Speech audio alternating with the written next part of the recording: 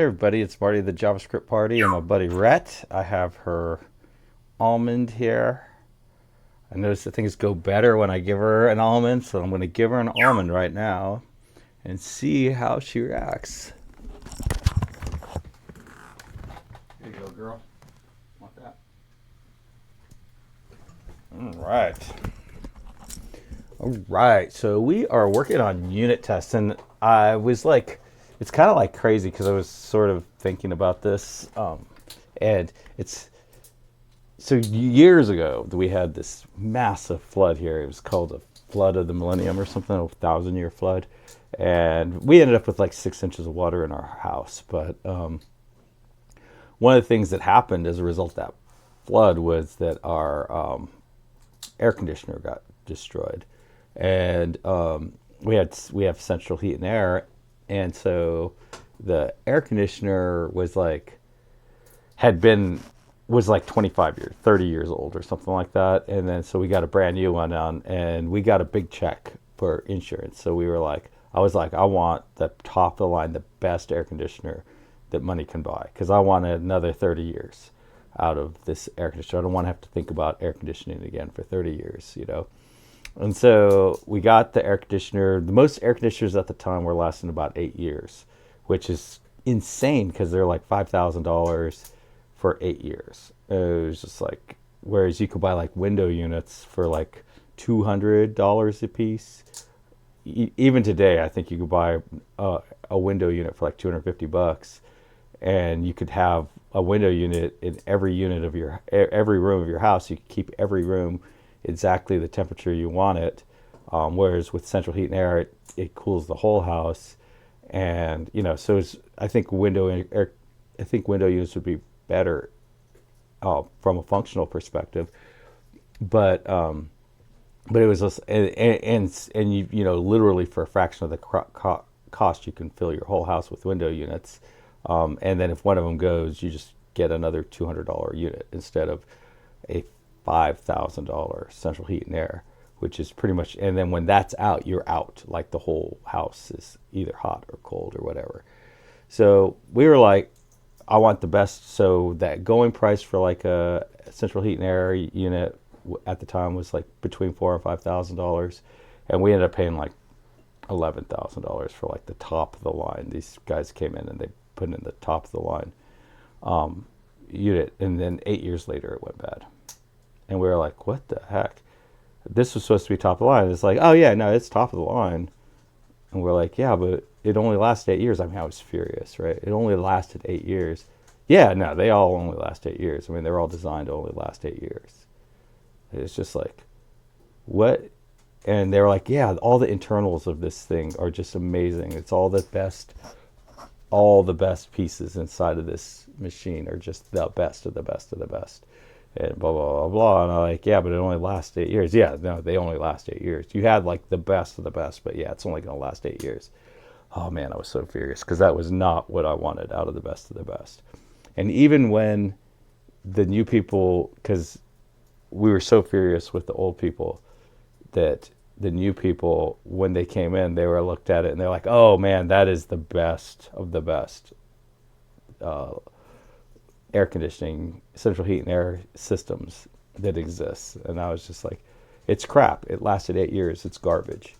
It's a piece of garbage. That's what it is. And he was just like, no, no, no, this is the best. I was like, it only lasts 8 years. Yeah, they all only last 8 years. That's the way it works. Oh man, I was so mad. I almost feel like that's what unit tests are like. It's just like, yes, I'm changing the code. The code is better. Doesn't matter. Doesn't matter. Now, for me personally, I've been working on some front end stuff at work, and it has, man, I feel like I'm doing so much better of a job on that code, and it's because I'm applying all these principles I learned from this unit test experience. But has it been good for this project? No, it has not been good for this project. Has it been good for me as an individual? Yeah, it's been pretty good for me as an individual. If there was a deadline on this project, should I do unit tests? Probably not. If there's no deadline on the project and I'm just trying to learn, should I do unit tests? Probably. So, yeah, that's where I'm at right now with unit tests. So anyways, so there's two things going on here. One is if I go to my unit tests themselves, it all looks good. I get everything passed, but I have this one muted little thing, and it's for layout service should get visualization IDs. And it's because I don't have an expectation in that one. So I should go to, I wish it told me what the file was. I've always thought that was such a pain in the butt that it doesn't tell you the file that it was in. But layout service should get visualization IDs. So what I can do is, I don't even know. I think it's in here in this spec that's for this one, and it's like weird. I wish okay, so that's where I'm at. So I think it's in here. Nope. Oh yeah, layout service should get visual. Oh yeah, so I don't have anything. So, so IDs is an array of ID of layout. Here, let's just go to that thing. I didn't even strongly type this either. Return this visualization IDs. Visualization IDs is a number. So just for my own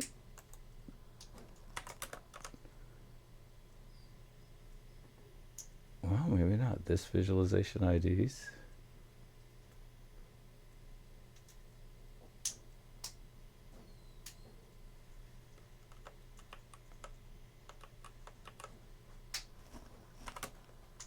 Void.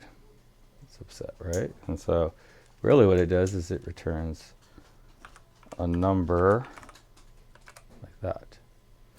But it's saying that this visualization IDs is not a number like that.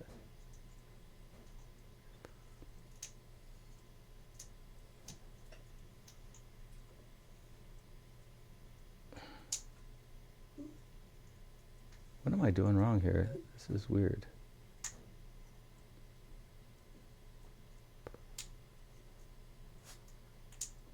I am very, very lost on this one. Like, what is...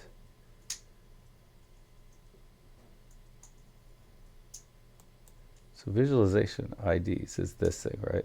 Oh, wait. Oh, wait. Return this. Okay. Obviously, this is not doing what I wanted to.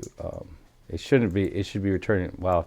So that function was never used. I'm assuming I'll use it at some point. But apparently, all I was doing was returning this exact same function. So this visualization IDs. There we go. Wow. So TypeScript just saved me, and unit test just saved me. Right. That was completely wrong. In the future, someone, me, would have been trying to use this function and been like, that doesn't make any sense. Okay, so now let's go back to our spec, which is an array of numbers. And I expect that set of numbers to be to have a length of 0.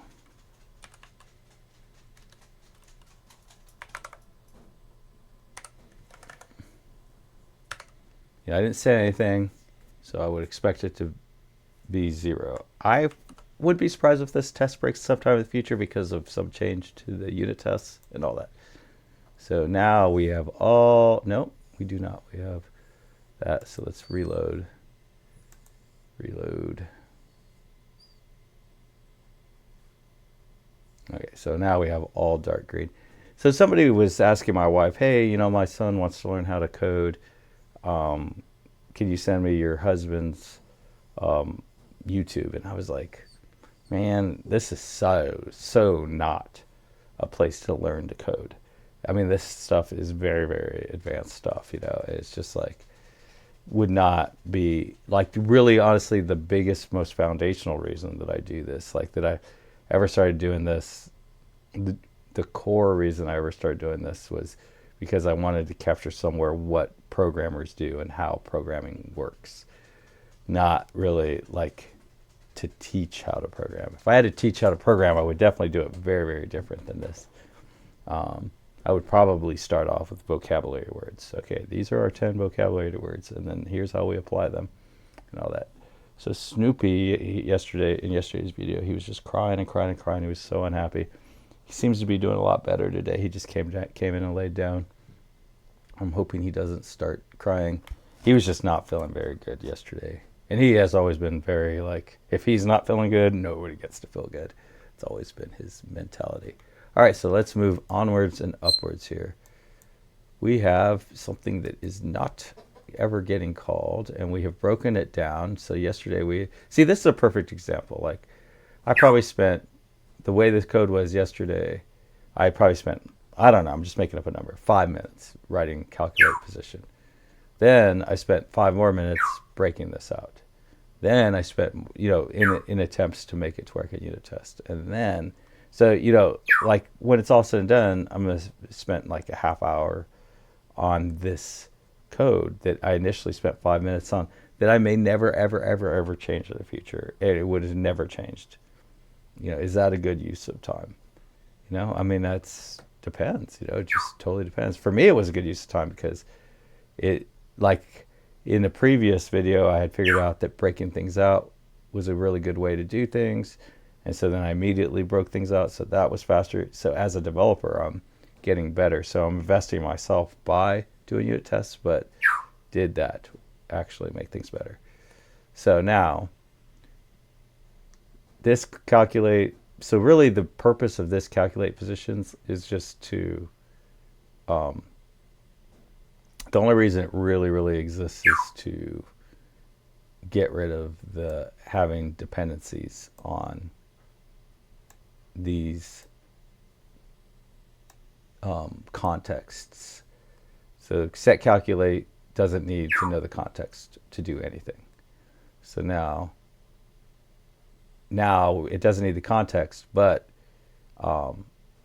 we're going through a for each, and what we learned in a previous video is it's really better to call these, especially if there's going to be more than a couple lines, in a separate function. So I think we want to break from line 80 to line 95 out into its own function and just call that function directly. Now the benefit to that is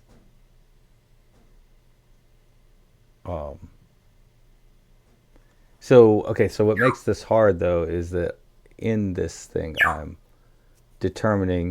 setting this row up here. And so if I call this in its own function, how do I set row? And I set also the previous right function. Right, so it looks like I really want this to be two things. I want it to return the row. I want it to set this row and this right. And I think it's because it needs the row in order to figure out what the value is to set this left here. It needs to know what the row is. And then it needs to know, in order to set this top, it needs to get the row and multiply that by 200. So it's hard-coded to 200, which is something that we do not want hard-coded in the future. And then we want to be able to set the left, right, of it. So there's kind of two things going on here. One is it's setting the left position of these guys so that's what's determining that. And then two, it's determining it's figuring out what the top position is, so how far down this is. And it's based on the row. So if it's one row, if it's 0 rows, then it's just going to be sitting at 0. But if it's one row, then it's going to be sitting at 200. If it's 2 rows, it's going to be sitting at 400. 3 rows, it's going to be sitting at 800. That's what this line of code does, and it needs the rows. Now the left, to figure out where it should be on the left, it needs the current left, which it figures that out by adding that to the previous right. So this little piece of functionality here determines two things. One, it determines the row, and 2 it determines the left. And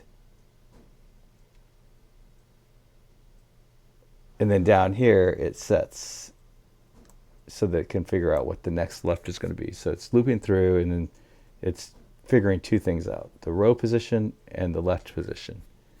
And I guess if the left, once the row, yeah, if nothing happens, then this left gets set to 0. So basically, if we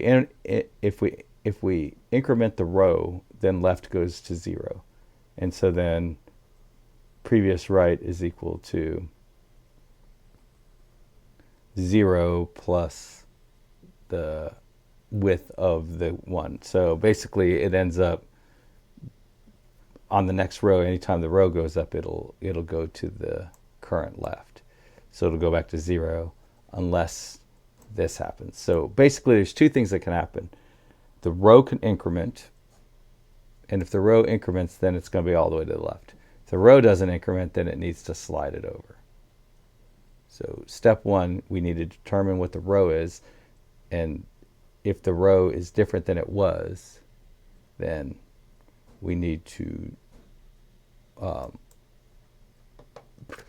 if the row is different than it was, then we need to basically reset it to 0. So I have like a bunch of different sort of logics all just sort of merged together into one thing. And the reason I was able to do that is because I've done this sort of thing 1,000 times before, and that probably is not good. That probably is a sort of something I picked up over time that has made it to where I write code that's more confusing,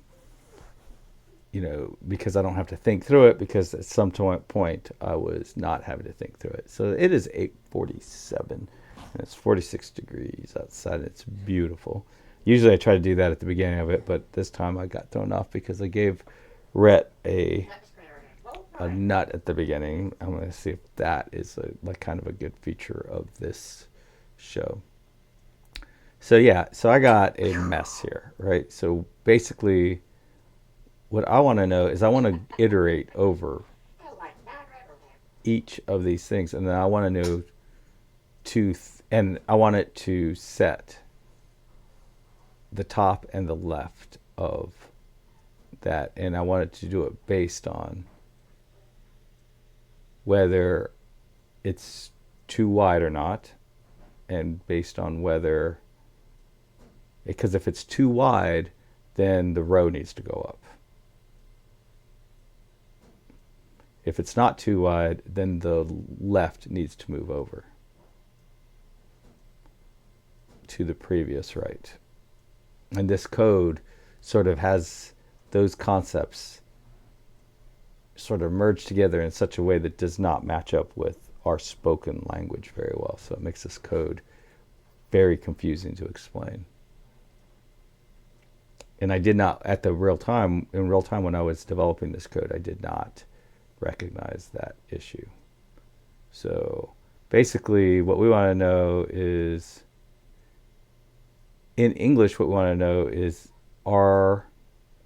is this thing too wide? Do we need a new row? Yeah. Do we need needs new row? That should probably be a Boolean function. So let's see if we can do that without breaking things. So the goal is to keep this, we want to rewrite this code so that it's more like regular English instead of this big mess here. And so basically in regular English, this is like, do we need to increment the row? So I'm going to say this, const need new row, and then that equals, and I want to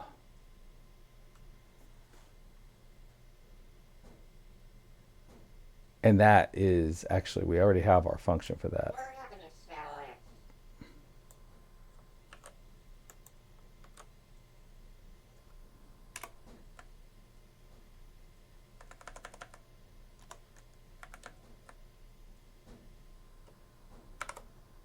right? So now we can say, and let's just say needs.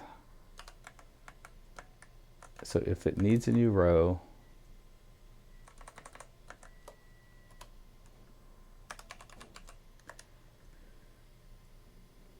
so I feel like that reads pretty well, right? We know we need a new row if it is too wide. And we know it's too wide if we pass it into this and we give it the previous right and we give it the viewport width. So that reads better. Now I would love, so we can easily create a function, and our own is too wide. In our unit test, we can create our own is too wide function that's just always going to return a true no matter what.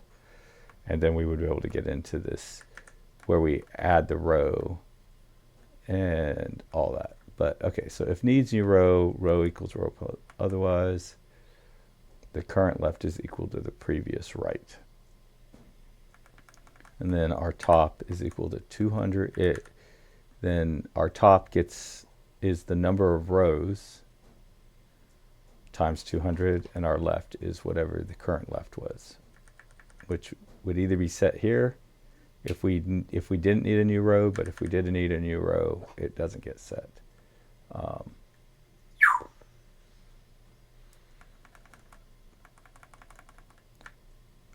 So I feel like that's a little better. It's still not what I want. I still feel like this code is a bit more abstract than I want it to be.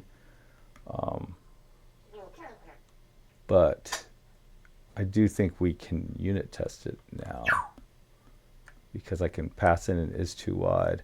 I do need to.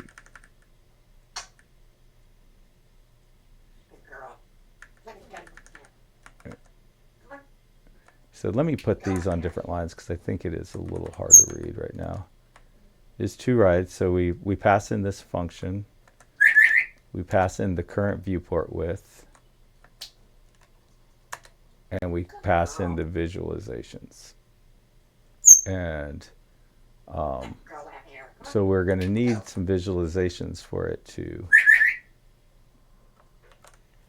in order for it to create. So to create, in order for it to kind of iterate over visualizations. Now I kind of wish this thing only did one thing, right? Like I wish it only did the top or the left instead of the top and the left. And I don't want to just keep adding like functions that I'm passing in for it to do. And this does not have access to that, but it does.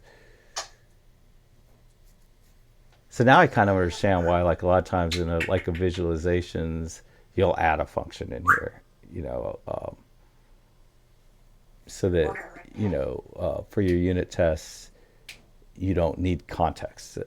I suspect we end up spending, once we start going down this path, which I've never really gone down before, I'm like on you, but it's going down this path is starting to sort of open my eyes to things that I've never opened my eyes to. Like, once you start trying to get away from context, you start doing a lot of crazy things to try to prevent. So the easiest thing in the world would be to create another function that does all of this, does from here to here, and then pass it in up here. The second easiest thing to do is to have a function that does all of this and attach it to the visualization ID itself. And that's all in an attempt to not have to have access to the context. And now I'm starting to understand why I've seen so much crazy, insane, just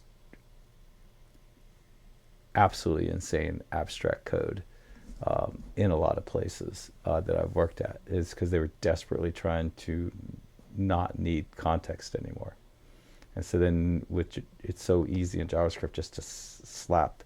See, because this code right here is very, static. You know, there's not a whole lot going on in here, and so it would be very easy to just say viz. Yeah, it'd be very easy to just move this and then attach it to each visual, where every visualizations, or have like some kind of of data structure that has basically a bunch of visualizations in it and another function that does kind of like this. All right, so I am running out of time, so I need to figure out, it's 8:55, so I need to figure out what the next steps are. I think the next step is to, I think I'm just going to try to write a unit test for set, and that is misspelled. This whole time I've been calculated.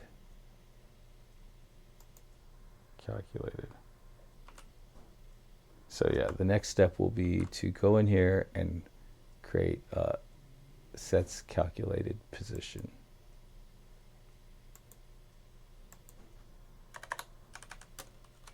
Unit test set